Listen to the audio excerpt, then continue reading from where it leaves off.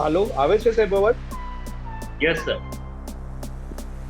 હા, તો મારો પ્રશ્ન એ હતો કે એક ઉદ્દેશ હોવો પડે કે એવું લાગે છે કે ભાઈ આ બધી જે ભાંગજળમાં ખોવાઈ ગયા છીએ અને કામ કરવાનો સેટિસ્ફેક્શન નથી, કંટાળો આવે છે, શું જોઈએ છે ખબર નથી પડતી.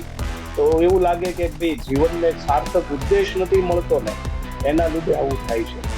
જેની પાસે છે, જે લોકો જીવી ગયા છે આ ઉદ્દેશમાં, એને આખી જિંદગી પૂરી કરી નાખી છતાં એમને એ કંટાળો આવ્યો નથી ક્યારે, અને ક્યારે એમનું જીવન પૂરું થઈ ગયું મજામાં ને મજામાં એ ઉદ્દેશ સાથે, એ એમને બી ખબર નથી પડે. અને આપણા સાથે એ પ્રોબ્લેમ એ થાય છે કે કોઈ એવો ઉદ્દેશ નથી, તો એને શોધવો કેવી રીતે, એ એક સૌથી મોટી ભાંગજળ છે.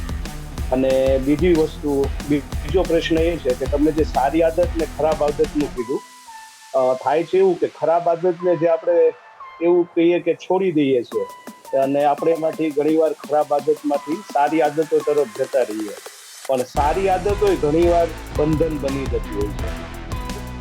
કે ભાઈ રોજ મારે વોકિંગ કરવું, રોજ વોકિંગ કરવું, એ બી એક પ્રકારનું બંધન જ છે.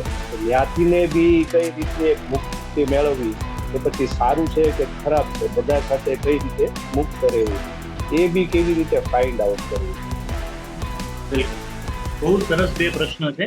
બીજા પ્રશ્નનો જવાબ પહેલા આપણે કરીએ કે આદત છે ને, કોઈ પણ આદત બેહોશી છે. આદત એટલે ઓટો મોડ. આદત માત્ર બીમારી છે. તો સારી અને ખરાબ આદત કેવી રીતે? એટલે સ્પિરિચ્યુઆલિટીમાં સારી અને ખરાબ આદતની ચર્ચા કરવાની જગ્યાએ એમને અવેરનેસની ચર્ચા કરી. એક પોલીસ વાળો જો રૂડ નથી તો એ નડશે, એને રૂડ હોવું જોઈએ, થોડુંક એવું દેખાવું જોઈએ કે એનાથી કંટ્રોલ થાય. ભાઈ તમે શું કર્યું છે, એમ ધીમે પૂછે તો કઈ ભેગું ન થાય. પછી તો ઘણી બધી ખરાબ આદતો આપણને ઘણા ફાયદા કરાવતી હોય.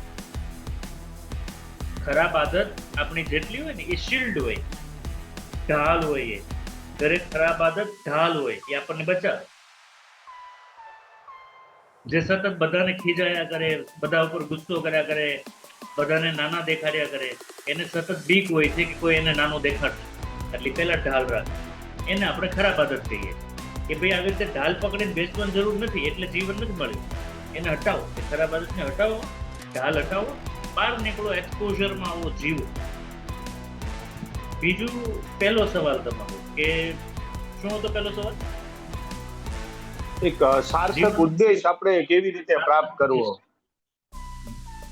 સાર્થક ઉદ્દેશ માટે પહેલા તો હું હોવો જોઈએ. જો તમારું ઉદ્દેશ તમારી સાથે, તમારે શોધવાનું નથી. ગુલાબના ફૂલ પર ગુલાબ ઉગે, પાણી નથી નાખ્યું એટલે છોડવો સુકાઈ રહ્યો છે, પાણી ખાતર નાખશો એટલે એમાં ગુલાબ જ ઉગે, દૂધી નો થાય. તો તમે છો ને એનાથી જે તમારી હાઈએસ્ટ પોસિબિલિટી હોય ને, રેકોર્ડ બ્રેક, એ નેચર સાથે જન્મ્યો. બધું કીધું પહેલેથી તમને શું ગમે શું નહીં, પણ મેં કીધું એમ એટલા બધા ઇમ્પ્રિન્ટ્સ આપણા સૌ ઉપર પડી ગયા છે કે આપણે એટલા બોજ તળે દબાઈ ગયા છે કે આપણને હવે ઈ પેલું કાંદા ઉપરની બધી પરત કાઢીને અંદર કાંઈ ન નીકળે ને, એટલા નાના થઈ ગયા છે કે આપણને પરિચય જ નથી થતો આપણે શું છીએ, શું ગમે છે, શું નથી ગમતું. નહીતર આપણો ટ્રુ નેચર ખબર પડી જાય, મને શું ગમે શું નથી ગમતું વાળું. એ 16 પ્રશ્ન ખબર પડી જાય, મને ખબર પડી જાય હું મારો નેચર શું છે, એટલી જાતે ખબર પડી જાય. તમે લીમડાનું પાન જોવો ને તમને ખબર પડી જાય લીમડો જ છે. એમ કે ઉપર નહીં જોતા, નીચે જમીન પર જોઈને કહેવાનું છે ઉપર ઝાડ કયું, તો એનું પાંદડું પડ્યું હતું, નીચે લીમડો જોયો, તમે શું કીધું? પાન જોઈને કહી દીધું લીમડો જ છે. એમ તમને શું ગમે છે શું નથી ગમતું ને એનાથી નક્કી થઈ ગયું તમે કોણ એ જ બનવાના. થયું છે શું કે આપણા જ બે ભાગ થઈ ગયા, એક ઓરિજિનલ ગમે છે નથી ગમતું, અને એક સમાજને દેખાડવા માટે ગમે છે નથી ગમતું. એટલે મારું ટ્રુ નેચર, એમાં મને શું ગમે છે શું નથી ગમતું એનાથી ખબર પડી જાય છે હું કયું વૃક્ષ છું, હું કયા પ્રકારના ફળ આ દુનિયામાં દેવા માટે જન્મ્યો છું. કેરી હું વૃક્ષ હોય, આંબો હોય, ગમે એટલો સારો થાય, એ કેરી જ આપીએ કે લીંબુ ન આપે. એ કેરી આપવા જ જન્મ્યું છે, એને કેરી આપવાની. અને બાજુમાં એક લીંબુડી છે, એનાથી લીંબુ જ આવવાના અને એને દુનિયામાં લીંબુ જ આપવાના છે. હવે લીંબુડી ટેન્શનમાં છે કે લીંબુ જોઈને મને એમ નથી થતું કે આ કઈ દઉં, મને એમ થાય કેરી દેવી. તો પછી આંબો લીંબુડીને કહે કે કામ કરતું તો કાલથી જોબ પર આવી જા માન્ય આખો દી મારી મદદ કરજે, રાતે તને 3 કેરી આપી. પછી લીંબુડીએ કેરી વેચવાનો ધંધો ચાલુ કર્યો અને લીંબુડી ઉગાડવાનું બંધ કર્યું. આ સેમ પ્રોસેસ આપણા બધાની છે. આપણું જે લીંબુ ઉગાડવાનું છે ને ઉગાડો, આ બીજે બધી મહેનત કરીને ગામમાંથી 3 કેરી લઈ આવીને જે વેચી રહ્યા છે એ બંધ કરવાનું છે. એ સાર્થક ઉદ્દેશ્ય છે, બીજું કઈ. ઓકે.